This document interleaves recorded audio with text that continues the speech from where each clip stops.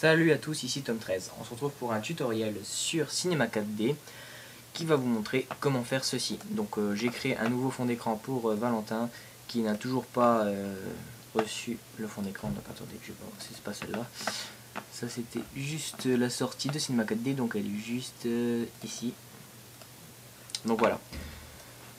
C'est son prochain fond d'écran pour ordinateur si il veut l'utiliser. Donc on va apprendre aujourd'hui à faire les boules lumineuses que vous voyez ici et les espèces de pentagones que vous voyez juste ici. Donc c'est très simple à faire et puis ça fait joli sur des photos. On peut s'en servir aussi comme intro, je vais vous expliquer comment. Donc c'est parti. Donc on lance Cinema 4D, moi je l'ai déjà lancé. On va aller dans réglage de rendu, donc on va aller dans sortie et on va faire pré-réglage, écran et on va descendre jusqu'à... Donc pour la photo que vous venez de voir, j'ai utilisé le 1920 par 1200. Là vous pouvez utiliser 2560 par 1600 si vous avez vraiment un grand écran et si vous voulez que ça fasse bien net.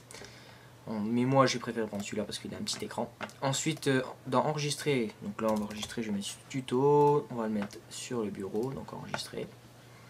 Multipass rien, anti-aliasing on met au mieux. Niveau minimum 1x1 et niveau max 2x2. Ensuite on ne touche plus à rien, juste on reviendra après dessus. Donc là ce qu'on va faire c'est qu'on va créer déjà notre sphère. Donc on crée notre sphère comme ceci.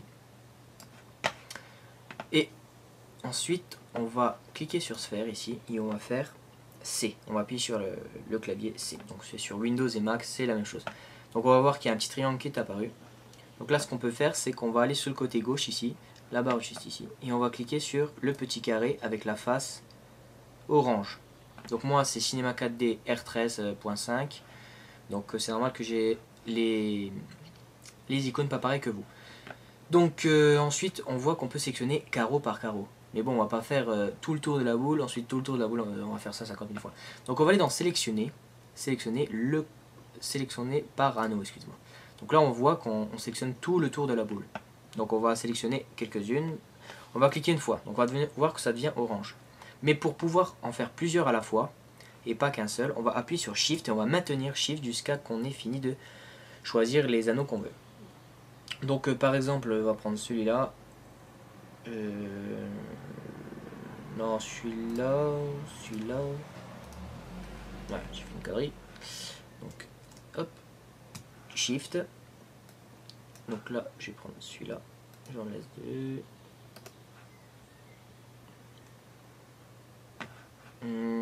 Non, attendez, on va faire mieux que ça.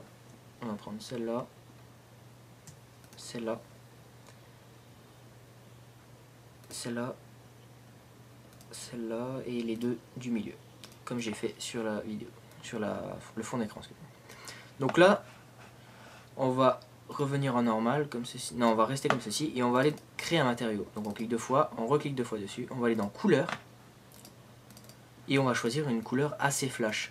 Parce que si vous voulez que les couleurs ressortent sur un texte ou sur un environnement, il faut des couleurs assez flash. Donc un vert fluo, turquoise, rose fuchsia. Donc là on va faire un petit vert fluo. Donc vous prenez vert. Ensuite vous faites copier les valeurs en cliquant droit ici. Donc couleur, clic droit, copier les valeurs. Vous allez dans luminescence. Donc là, ça devient tout blanc, c'est normal. Ensuite, vous allez faire clic droit sur couleur et vous allez faire coller les valeurs. Donc là, on peut voir qu'on a 100% et pourtant c'est vert. Donc, je ne sais pas si vous pouvez voir, mais si je mets 300%, ça reste vert. Donc ensuite, on va aller dans réflexion. Et cette fois-ci, on va aller dans texture, Fresnel. Donc là, hop, tout de suite. Donc là, on va réduire un petit peu, on va mettre 71 et ici, on va mettre du 50. Hop. Ensuite, on va faire clic droit et appliquer. Donc ça va appliquer sur la sélection qu'on a faite. Donc là, on peut revenir, on clique ici pour revenir au clic normal. Donc on revient ici, comme ceci. On fait matériau 1, on en recrée un autre. On va aller dans couleur. Et là, le mieux c'est de prendre un gris anthracite. Donc un gris assez foncé, presque noir. Donc pareil, clic droit, copier les valeurs, luminescence, coller les valeurs, et là on va réduire un peu quand même, donc 55. Ensuite la réflexion, on va cocher la réflexion, on va aller dans Fresnel. En fait Fresnel ça va permettre de refléter s'il y a plusieurs boules, donc ça peut être pas mal, ou quand il y a un texte ça reflète le texte dans la boule. Donc ensuite, ici on réduit un peu et là aussi. Donc là, vous allez l'appliquer sur la sphère, sauf que, ouf, ça devient tout noir. Donc on va passer le vert derrière le noir, comme ceci. Donc là, si on fait un petit rendu, on s'aperçoit que notre boule est presque terminée. Mais on va créer un sol. Donc on va créer un petit sol comme ceci, en cliquant sur le sol là. On va passer en 4 vues. Et en 4 vues, on va le mettre de façon à ce qu'il soit mais de 1 mm dans le sol. Comme ceci. Hop. Ensuite, on repasse en perspective. Et on va l'incliner, votre boule, pour qu'elle fasse vraiment... Ah zut. Hop. On clique sur sphère et on va l'incliner de façon à ce que ça fasse plus vrai. Comme ceci. Donc là, ce qu'on peut faire aussi, c'est qu'on veut normal. Mot graphe, mot texte, on va créer un petit texte. Donc tuto. Tuto. Hop. Et je vais mettre... hop. Comme ceci. Donc j'ai un petit souris, hop, je remets juste trop de police. Voilà. Donc là, je rotationne mon texte. Donc hop, je le mets de façon à ce qu'il soit un peu derrière ma boule, comme ceci. Ensuite, oui, la police c'est ESP. Donc c'est comme la police qu'il y a sur la chaîne télévision ESP. Donc ensuite, pas besoin de mettre de texture sur le texte. On va créer une deuxième boule, donc une deuxième sphère. On va cliquer sur sphère ici. On va faire commande C et commande V sur Mac, attention. Et sur Windows, ce sera CTRL C, CTRL V. Donc là, elle est passée où votre boule? Elle est juste en fait sous l'autre. Donc là, on va pouvoir la placer où on veut. On va la placer juste ici, comme ceci. Hop. Pareil, on va faire comme ceci. Donc notre boule, on va voir, il faut qu'elle soit plus haute que... comme ceci. Donc là, ils sont bien pour le sol. Donc pareil, rotation pour éviter que ça soit la même que l'autre. Hop, comme ceci. Et là, on va créer, si vous voulez, donc en format normal, on va créer un matériau qui va faire une deuxième couleur à la place du vert pour que je vous montre plusieurs couleurs quand même. Donc couleur, ceci, je vais prendre un petit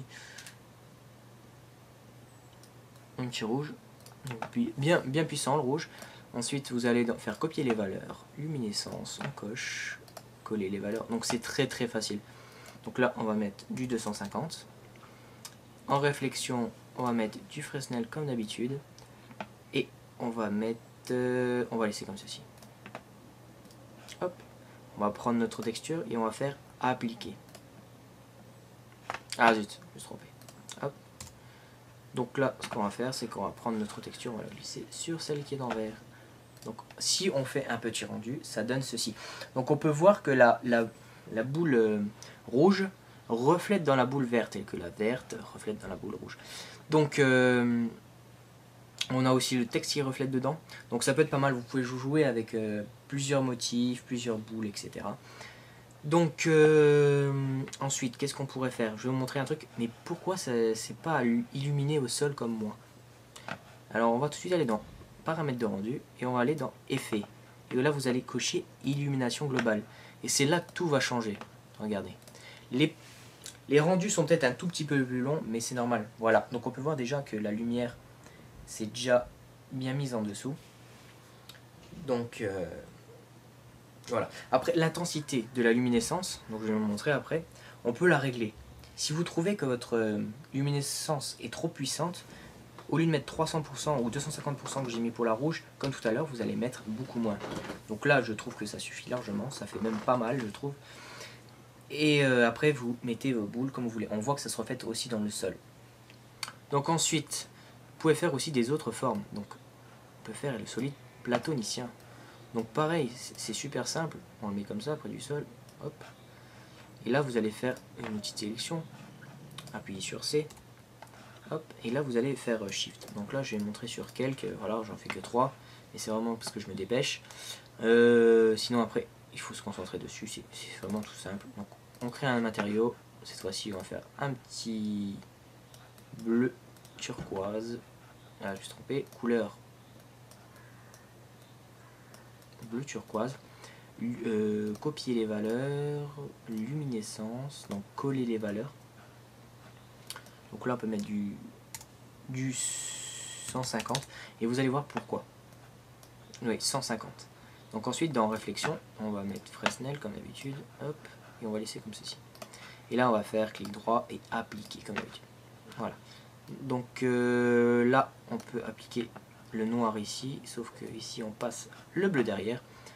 Donc si on fait un rendu, je vais vous expliquer pourquoi j'ai mis moins de luminescence et qu'est-ce que ça fait.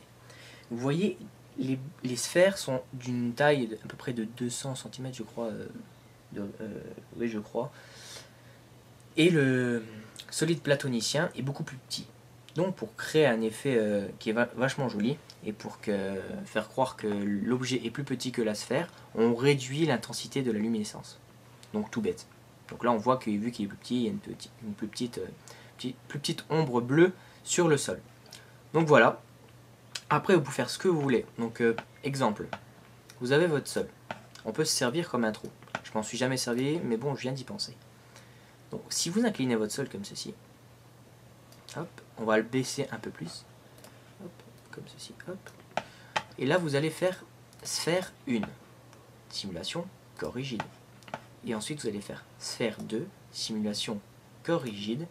Et vous allez faire sol, et vous allez faire simulation aussi corps rigide. Donc là on va mettre 200.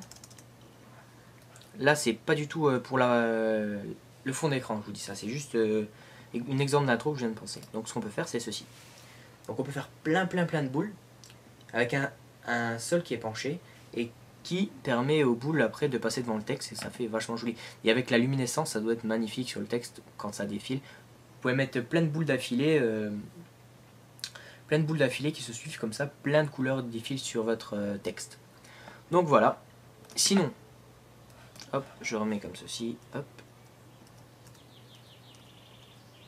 Hop, je remets bien mon... Voilà. Donc le solide, on va l'enlever. Les paramètres de rendu pour faire une sortie photo, vous allez aller dans... juste ici en fait, vous allez cliquer. Donc dans le visualiseur, tout va se faire. Donc il faut attendre, je pense, un tout petit peu plus longtemps que d'habitude ou pas, je ne sais pas. Donc là on voit que le haut de la gauche de l'image. Donc c'est normal, c'est parce qu'elle est plus grande, je vous ai dit qu'elle était d'une taille que vous choisissez. Donc là on voit que ça se fait tout doucement. Donc là c'est le pré-pass cache irradiance qui se fait. Donc après c'est à vous d'imaginer vos fonds d'écran, vos intros, etc. Il faut avoir un petit peu d'imagination. Donc voilà, hop, on voit là, on voit juste ici la boule qui reflète dans l'autre. Donc c'est ça qui est le plus joli. Ça c'est grâce à Fresnel et réflexion. Donc voilà, c'est vraiment tout simple comme fond d'écran. Hop, il est terminé, on voit, il n'y a plus de barre. On fait fichier, enregistrer sous, et vous allez faire image fixe, point TIFF. Donc TIFF sort de meilleure qualité. Donc si vous laissez comme ceci, c'est bien. Et ensuite vous touchez plus à rien, vous faites OK. Ça vous demande où vous voulez l'enregistrer, donc sur le bureau. Donc tuto 2 parce que j'ai un qui s'appelle comme ceci. Donc voilà. Si je clique dessus et que je l'ouvre, on voit que c'est une image assez grande. Donc je vous dis 1920 par 1200 et on voit que c'est super joli. Donc après c'est à vous de faire ce que vous voulez. Donc vous pouvez faire des carrés, des triangles, etc. Et puis ben voilà. Donc je vous ai montré les paramètres de rendu, donc qui n'étaient pas très compliqués. Donc voilà, si je sors, je suis toujours en stage. Donc dans pas longtemps je pense avoir fini, donc c'est dans un mois. Et puis ben je vous dis à bientôt et puis ben portez-vous bien et on attend de faire de nombreux tutos